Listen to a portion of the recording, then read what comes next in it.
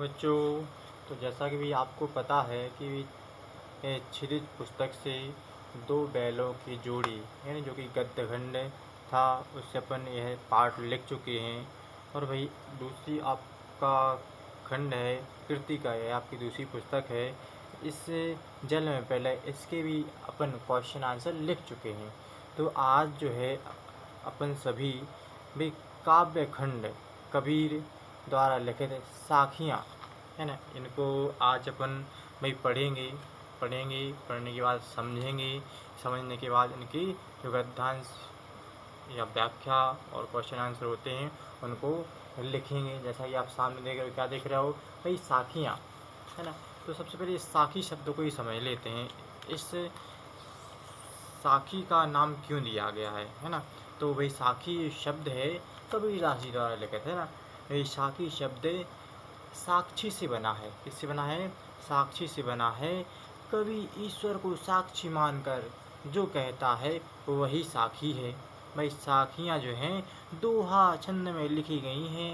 प्रत्येक साखी यानी दोहे का विषय अलग अलग है। इन साखियों में प्रेम भक्ति ज्ञान का उल्लेख है और हिंदुओं मुसलमानों को सांप्रदायिक एकता की सीख भी दी गई है। तो भाई आपकी पहली साखी है, क्या लिखा हुआ है? मान सरोवर शुभर जल हंसा केली कराही मुक्ता फल मुक्ता चुगे अब उड़ी अनंत ना जाही। इसका अर्थ क्या है? कबीरदास जी इस दोहे में क्या कहना चाहते हैं तो सुने आप। वह कह रहे हैं मान सरोवर झील जल से लबालब भरी है ना। उसमें हंस कीड़ा कर रहे हैं है ना। हंसा केली कराही यानी हंस उसमें कीड़ा कर रहे हैं। कीड़ा यानी होता खेलना है ना।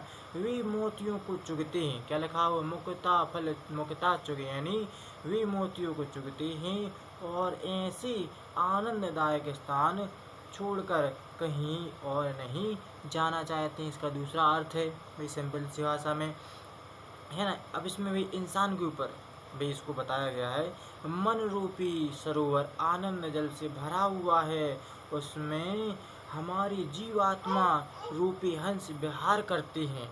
वे आनंद के मोतियों को चुगते हैं और इसे छोड़कर अन्यत्र नहीं जाना चाहते हैं।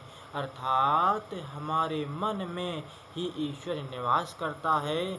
उसे ढूंढते है ना, कहीं और जाने की आवश्यकता नहीं। यानी ईश्वर को ढूंढने की और कहीं जाने की आवश्यकता नहीं है। वह हमारे मन में ही वह निवास करते हैं, वो वास करते हैं। ठीक है, समझ में आया ना। भाई दूसरा देखते हैं भाई क्या लिखा हुआ है। भाई आपका अगला लिखा हुआ है प्रेमी ढूंढत में फिरा है ना। प्रेमी ढूंढत में फिरो प्रेमी मिले ना कोई प्रेमी को प्रेमी मिले सब विषय अमृत हुई। तो इसमें कबीरदास जी क्या कह रहे हैं? वह कहते हैं मैं यानी मैं कबीरदास है ना सच्चे ईश्वर है, सच्चे ईश्वर को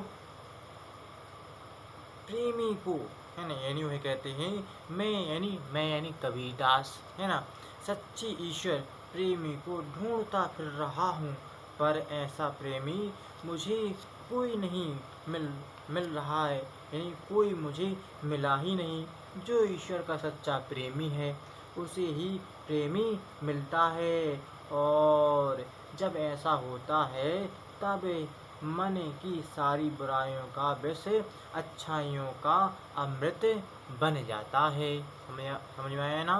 तो आगे देखते हैं आपका अगला दोहा है।